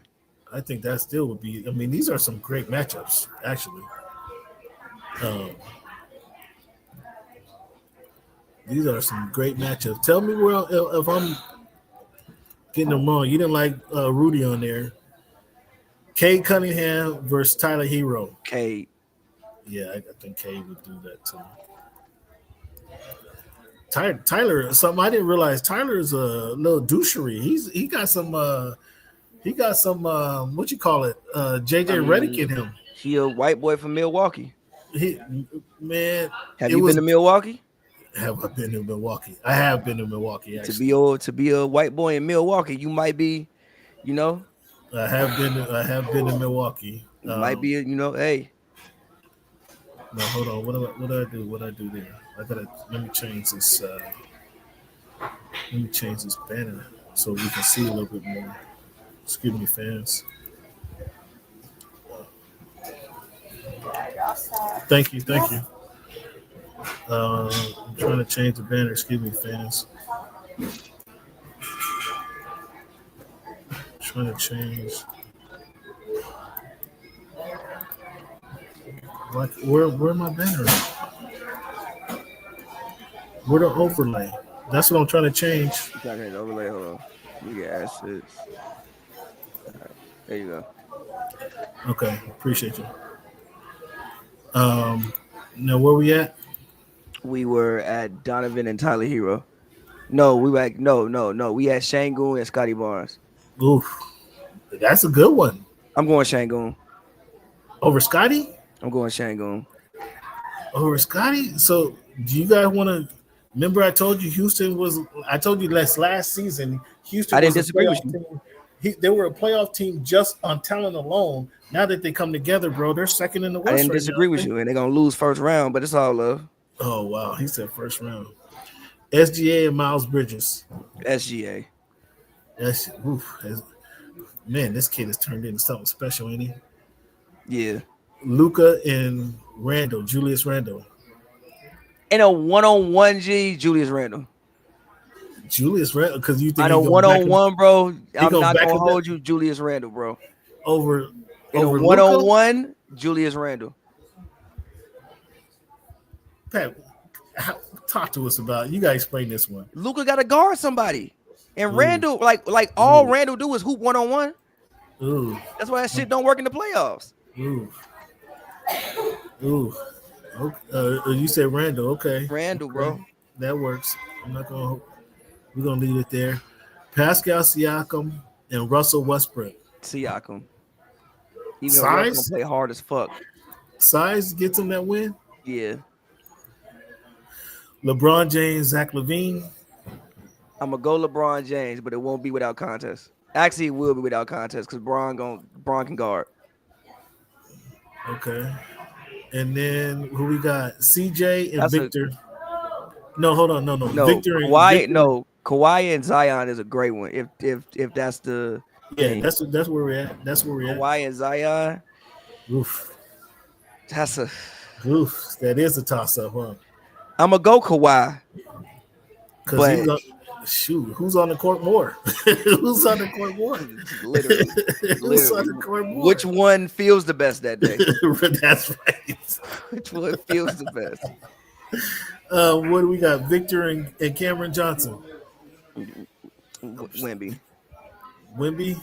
Yeah. Anthony Davis, CJ McCollum. Anthony Davis. Okay. What do we got? Garland. What is it? Jalen Green and Darius Garland. Yeah. Jalen Green. Jalen Green. Yeah. Over Darius Garland. Yeah. Yeah, Green is more solid. Green is solid. And then Kyrie over Bradley Beal. Now, obviously, this was a healthy Kyrie. Kyrie. Yeah, Kyrie's a favorite there. So now that leaves us with Kyrie versus Jalen Green, Anthony Davis versus Victor, Kawhi versus LeBron. I mean, that's money right there, That's right? a tough one. Siakam and Randall. These are tough, bro. These get tough. SGA versus Şengün, Cunningham and Mitchell versus Donovan, Cat versus Jokic, Murray and Giannis. All right, where you want to start it? I mean, in the West. Yeah, who you Other got? side of the bracket. Yeah, Edward. Can you see this? Can Yeah, you see Edwards versus Drew Holiday.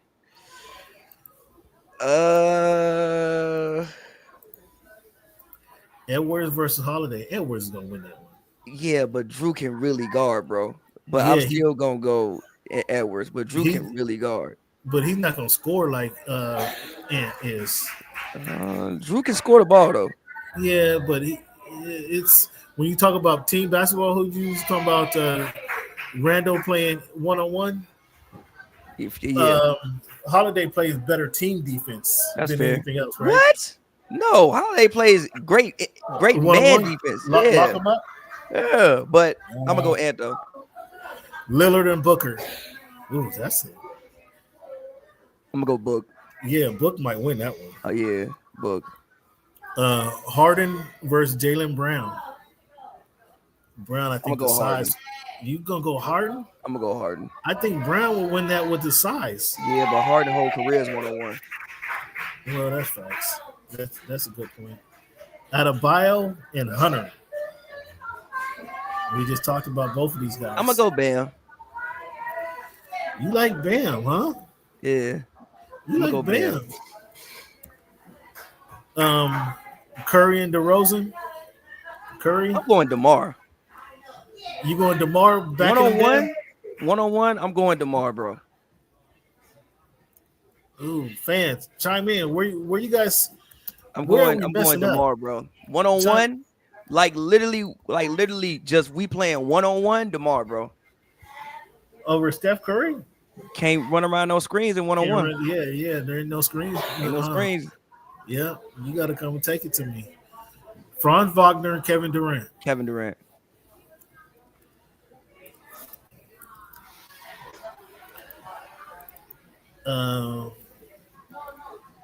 You can still see it. You good? Yeah. That's it. Maxi and Paulo. I think Paulo win that one as well. Who we got? Tatum and Fox. Tatum, I think the size gets him the victory here. You know, Tatum just got better Um, moves. Tatum is a better 1-on-1 player just in general. In general? Yeah. All right, so who we got? Giannis versus Jamal Murray. Giannis. Yeah. He's gonna run him over the whole time. Jokic versus Cat. I'm going Cat. You going Cat over Jokic? Cat. Over Jokic? Because Playing 1-on-1, I'm going just Cat. 1-on-1. Yeah, just 1-on-1. Jokic don't have the team players to Yeah, I'm going pass Cat. it back. Donovan Mitchell or Cade Cunningham. Cade Cunningham. Youth, huh? Where we go? Şengün versus SGA. SGA. That's SGA all day. Julius Randle versus Pascal Siakam. Now this is a toss-up, but I'm gonna go Julius Randle. You over Siakam? I'm gonna go Randle. Over Pascal Siakam? I think really? Randle has probably played more one-on-one basketball just being a U.S. citizen than Siakam has. I mean, not you, because I don't know if he's a U.S. citizen, but I'm just saying I think Randle grew up playing Randle played like he grew up playing one-on-one versus Pascal, who's always a team player. I'm riding with that one. I ride with that one. Kawhi versus LeBron. I'm gonna go LeBron. Yeah, I think we can bank on LeBron's health for that one. Anthony Davis versus Victor Wembanyama. I'm going Anthony Davis. Over Victor? I'm going AD. Over. Okay. I think as it stands right now, AD is a better one-on-one player. I'm not mad at that. And Kawhi versus Jalen Green. Kyrie versus Jalen Green. Kyrie. Yeah. Kyrie, yeah. All right, bro. We're gonna have to say this. This is where we're gonna end it. We're gonna have to come back next week and do the final 2 rounds, and then we got to take some time off to let this soak in and sink. Fans, I want to know where you guys think we went wrong. What do you guys think Pavi went wrong? Not we, Pavi. I'm blaming Pavi. Where did we go wrong? Now tell me, what's your thoughts, Pavi? In all seriousness, what's your thoughts on these disappointing Phoenix Suns? Like we had Dwayne Rankin on a couple weeks ago talking about how disappointing these guys were. What's your thoughts on on these Phoenix Suns and how disappointing they are? You got Devin Booker, prime shooter. You got Bradley Beal, prime shooter. And you got Kevin Durant. I wouldn't call Bradley Beal a prime shooter in 2025. You got Bradley Beal making too much money is what I was saying about Bradley Beal. That's been the problem. He making too much money. Bradley Beal making too much money. That's been the problem, which is handcuffed the team because they really was trying to get rid of him. And he has a no trade clause. Not only is he making too much money, he can tell you where the money stays and goes. Right. What do you think about? What's your thoughts on this team? I think what do they do? I mean, you got to blow it up. I mean, I think that the owner probably, they had a new owner. You want to come in, you want to make a splash. I don't know if he's a sports guy or not, but I mean, getting 3 big name players on the same team, it sounds like what you should do. He played at Michigan State. He wasn't a star there, but he played at Michigan State. Fair, getting 3 big name guys on the team sounds like what you should do. And last year, even with all the injuries, like they weren't bad, but I think the Western Conference got better. They've still been hurt this season. Their bigs was always a problem. Like they got Nick Richards now, but Nurk, that wasn't working. Tyus Jones isn't having the year that I thought Tyus Jones would have. I did too. I thought that when they got Tyus Jones, this would be honestly a springboard for Tyus Jones to go somewhere and get like 15-20 million next year. That's not going to happen. And you got Coach Bud, and I feel like Bud.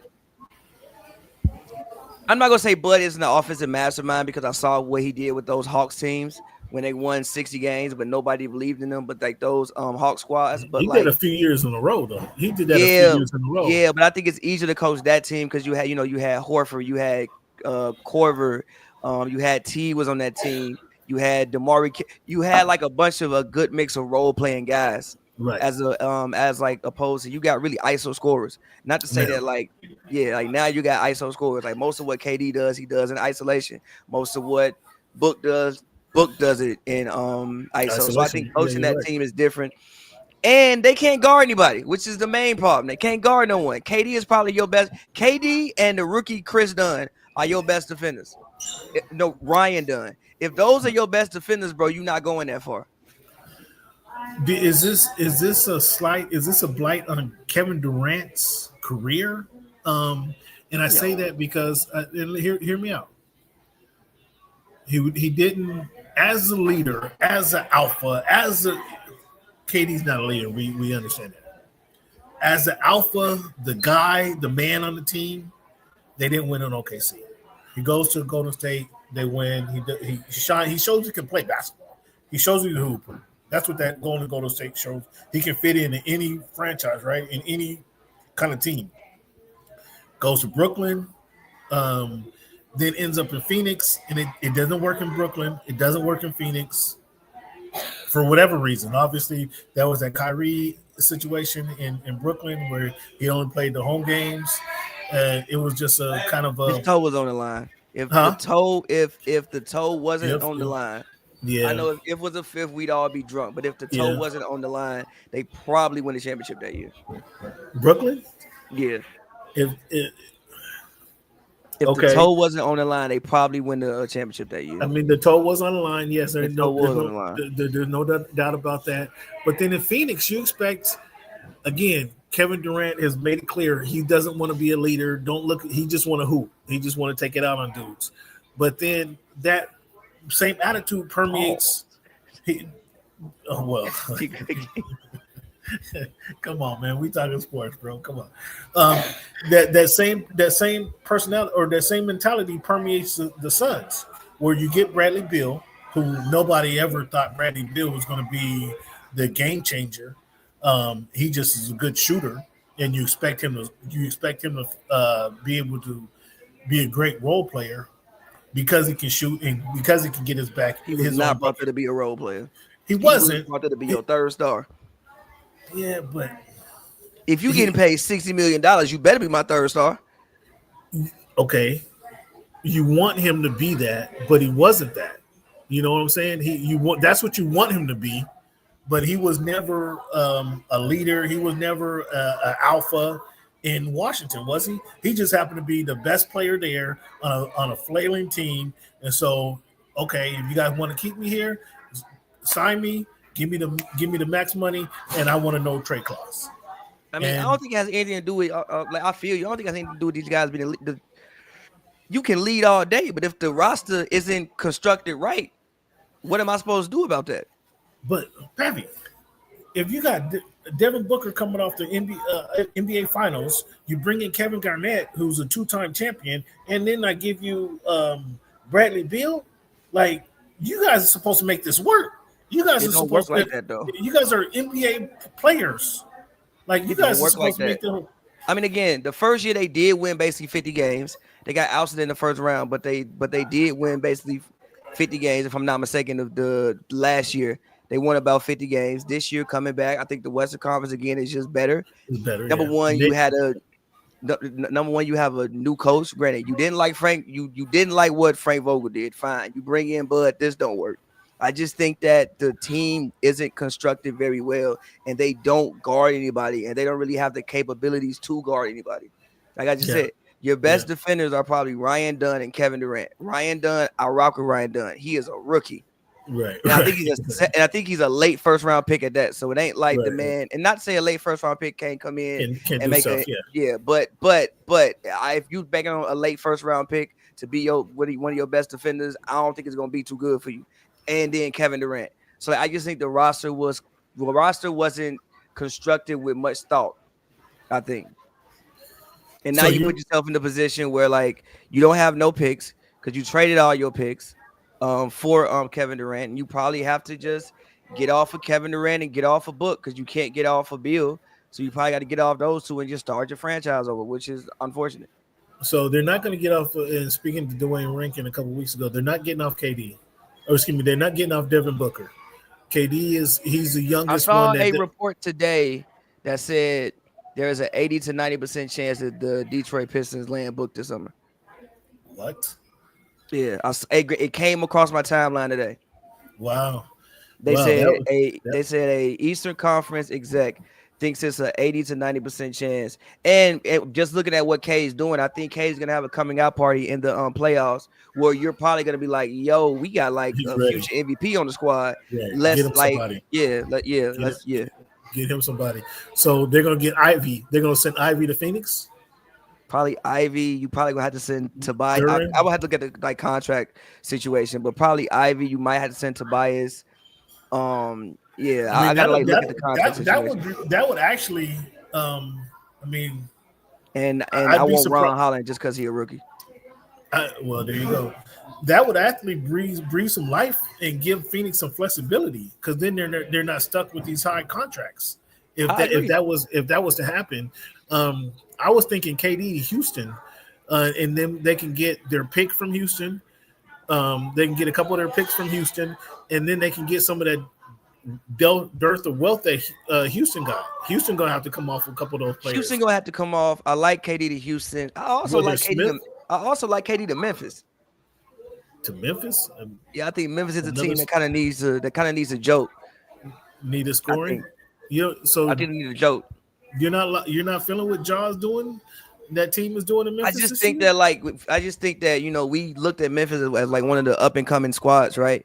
And I think that with Houston being better, I think that with the like a few years ago, the Grizzlies were to the world what the Thunder are. Now the Thunder have completely surpassed Memphis, so I think that squad just needs even like Ja. Like, well, that's just because Ja was out and then he was injured. I mean, Ja took his sabbatical and then he had his shoulder injury last year. I'm not arguing with you. I'm just saying I think other teams have surpassed them. Like they are I think the second seed right now. No, they're 4 seed. They're 4. The Memphis is 4. Yeah. You think they're gonna do anything in the playoffs? They're one game actually behind Houston, who they have 26 losses. Houston has 25 losses. Who do you think Memphis is beating in the playoffs? Right now, the 5-4 with the Lakers, and they're not beating the Lakers. Okay, if they was the 2 seed, who the 7 seed right now? The T Wolves? No, the Clippers are the 7 seed right now. They beating the Clippers? Yeah. It could be the Timberwolves. They beating the Timberwolves? No, they're not beating the Timberwolves ain't who the Timberwolves they have rebounded their season nicely, I have to say, because they had a bad start and then they rebounded their season. So they made the season worth something just to get to climb back into the AC, climb back into the playoff. But the Timberwolves aren't as strong as they were. I agree with you. Credit you because they don't have Karl Anthony Towns as much. I'm not a huge Karl Anthony Towns fan, but he was good for that team. He was good for them. And they missed that scoring. The DiVincenzo, who they got from the Knicks, hasn't been having a year that he hasn't been what Caruso's been. Conley is 1 year older. I think this is probably one of the worst seasons of Rudy's career. Exactly. So Minnesota, I'm not scared of Minnesota. But you think they're gonna win? I like Naz Reid. I like Ant, obviously. Who they got? McDaniels as well. Yeah, McDaniels. Who never really took the step that I think that they thought that he was going to take. Has he been getting the time this year? Yeah. Minnesota is kind of took a step back for me this year. I don't disagree with you. It's weird to say it because I'm not a Cat fan. I thought I don't understand why they did the trade. I thought that trade would hinder the Knicks more so than hinder the Timberwolves, but it's hindered the Timberwolves. It's been the exact reverse. He's breathed life into the Knicks and hindered the Timberwolves. I'm surprised by it. So I don't think the Timberwolves are a threat. Memphis, I think, could beat them. I think would beat them. Memphis is not a bad team. I think Memphis is coming off of some of the, I don't want to say an identity issue, but because Ja has been out the last couple of years, we kind of forgot about who Memphis is. Memphis is a good squad. I didn't say they didn't. I just don't know if I think they have a lot of good players, and I think that I rock with Ja. I fuck with Ja, but I don't know if Ja is like a superstar. You don't know if Ja's a superstar. I don't know if Ja's a superstar. What is Ja Morant if he ain't a superstar in the NBA? You gonna laugh at me, Steve Francis?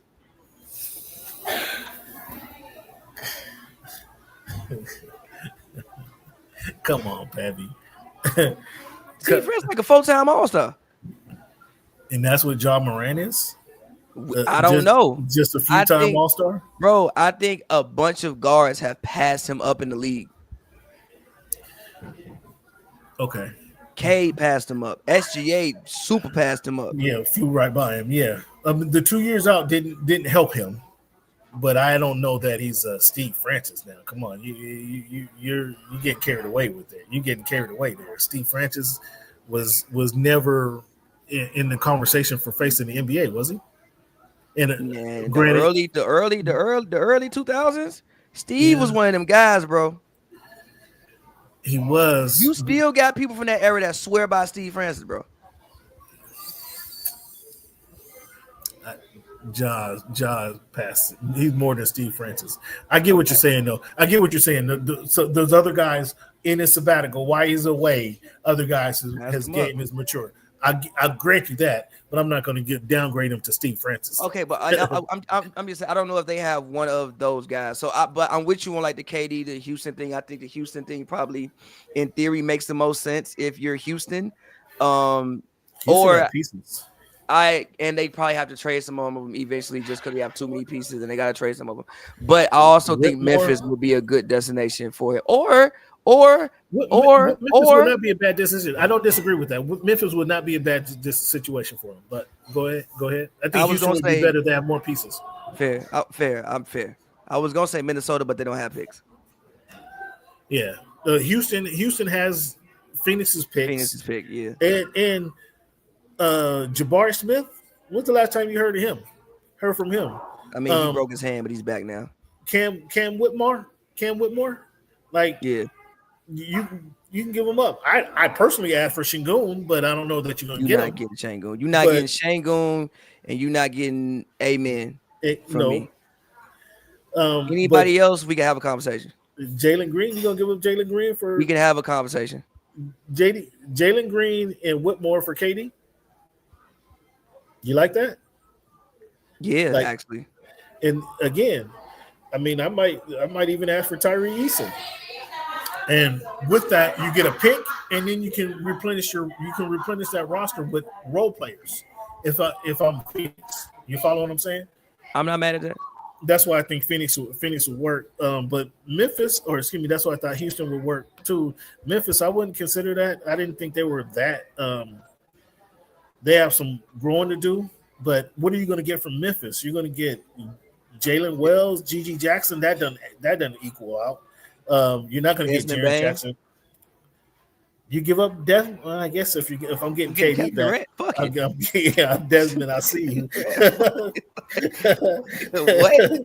Sauti Adama. I mean, I'm just looking at the roster. I mean, like you could call me and ask me about anybody besides Ja and Jaren Jackson if I'm Memphis. Yeah, I mean that's fair. What other piece of package of players you want? Yeah, let's talk about it, huh? Yeah, it's all up for conversation at that point, huh? Yeah. But they've been. I'm just totally disappointed in what the Suns have done and who they've been since they picked him up. Just this season, it's been really just kind of. Yeah, I mean, it's really disappointing, and I was looking for different ways, and that's why I had the reporter from Phoenix on, Dwayne Rankin, and we were just talking about it. I was like, man, what's been so bad about these guys? Pavi, before we let you go, man, thank you again for chiming in. What do you know about Slick Watts, bro? What you know about Slick Watts? What's Slick Watts? Slick Watts, former Supersonics, the legend. He's a basketball ambassador. I have heard. I've heard. Yeah. Fair. Okay. Not much though. Okay, that's fair. No, he's a Seattle. The old Sonics legends I know are Jack Sigma, Dennis Johnson, Gus. What is it? Gus Williams. Gus Williams. Yeah. Gus Williams. I was about to say Gus Ferrall. That is a QB. The quarterback. But you know about downtown Freddie Brown, I'm sure. I've heard the name, yeah, but am I that familiar with him? No, but I've heard the name. Great nickname. Yeah, right. So Slick Watts was before all of those guys. He just recently passed away. But I'm just interested. I know you know who, and I know you know pretty much the history of basketball. So just getting your feedback on Slick Watts, who again he's just basketball Sonics ambassador up here in the States. So fair. Just was getting your feedback, man. But we're gonna have to touch base to finish this bracket. Let's do it. Who do you have winning the NCAA? Who you got winning the tournament? I'm gonna be real with you. I haven't watched a single lick of college basketball. I will pick who I have winning the tournament when does it start? Final Four. Literally. The Literally. tournament starts tomorrow. The tournament starts tomorrow. So when we get to the Sweet 16, I'll tell you who I think gonna win. I have zero idea. Yeah, that's fair. That's fair. I'm going to I'll be covering the game this weekend, so check me out on Voice of the Fans on X. I'll have some fresh content for you guys to check out because they have round 2 and round 3 up here. We got Oregon is a number 5 seed, I believe, and Memphis is the number 4 seed. So I'll get to check out Penny and what he does. Any question for Penny? If I have some, I'll text them to you. Text them to me. Thanks for your time, big dog. I'll be in touch with you. Really appreciate you coming on. Once again, let the people know where they can find you, and then where they can find your music on SoundCloud as well. Well, as always, man, you can find me on Twitter at PavyWorld, PAVY World, all one word. Obviously, if you're watching this channel, I'm assuming you know we do Hoops and Brews. But if you don't know we do Hoops and Brews, check out Hoops and Brews. Shout out you, Cam. And again, you can find all my music. Just type in Pavy anywhere you stream music. It'll pop up. So, yeah, man, appreciate you having me on. Thanks, Mr. Bachelor. Appreciate your time, man. Thank you for calling. Thank you for tuning in. I'll holler at you real soon. My man. Later. That's my guy, Mr. Pavy World. So fans, I want to thank you again for being part of the Voice of the Fans podcast. This is super dope always to have you guys in. What we're going to do now, a couple of things that we do special on my podcast, different than other podcasts, is we give you a history lesson, if you will. On this day or on this week back in history, we're going to run down some lessons for you as soon as I pull up my scripts. So give me a break right here. Again, fans, thank you guys for tuning in to the Voice of the Fans podcast. Something we do it differently than most other podcasts that you hear. As I mentioned, we give you the numbers game at the beginning of the show. We give you this history lesson, and it starts with March 23rd, 1873. Slavery was abolished in Puerto Rico.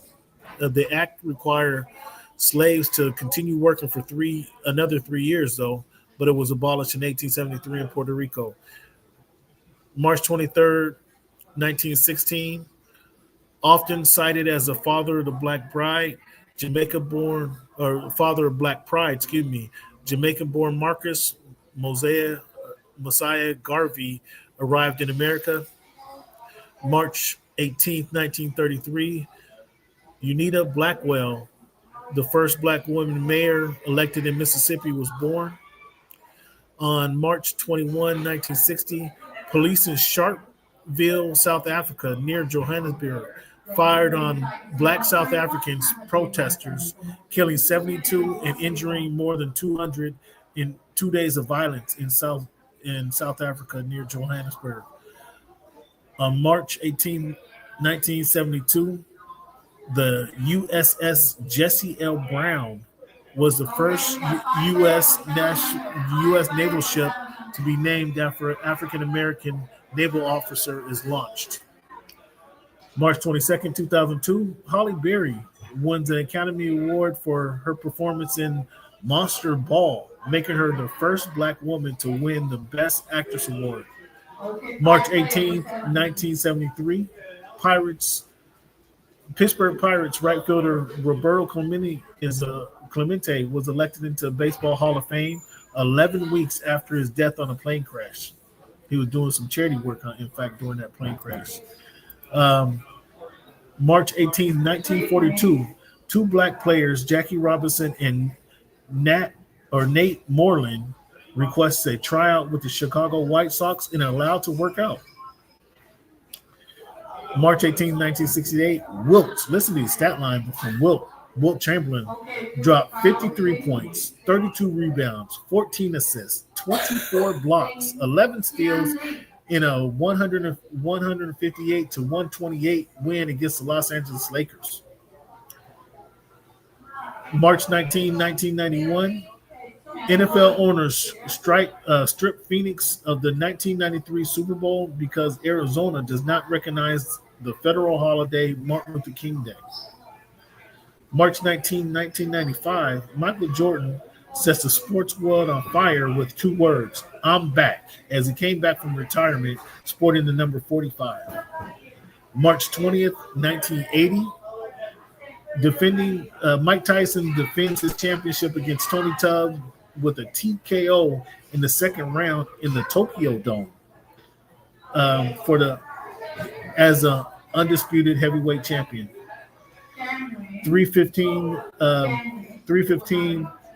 2025, former Sonics ambassador Slick Watts passes away at 73, as I just mentioned about Slick Watts. A couple more things, fans, before we get out of here.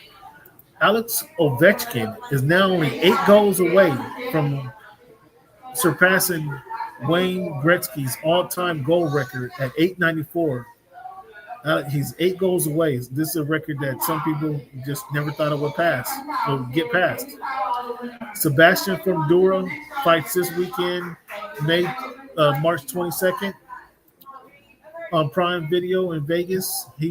Sebastian Fundora fights Chordell Booker. Fans, who has the best baseball uniforms? In an article from Bleacher Report, the baseball uniform, I was surprised by this. The Seattle Mariners are finally ranked in the top 10 or something. They have the number 8 jersey, according to Bleacher Report. The number 3 jersey is New York Yankees. The number 2 jersey is the St. Louis Cardinals.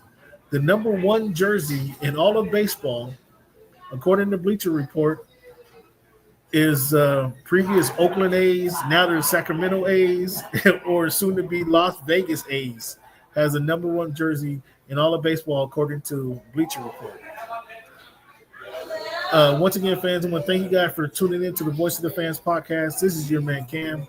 And as I mentioned, we played a number game at the beginning of the show. We have your This Week in History midway through the show. And then I like to end the show with the quote, fans. This quote I like to end the show with is to help motivate you guys and encourage you guys to have some confidence moving into the next week. Quitting is never the answer. You are worth it. Don't give up on yourself. That's unknown. Quitting is never the answer, fans.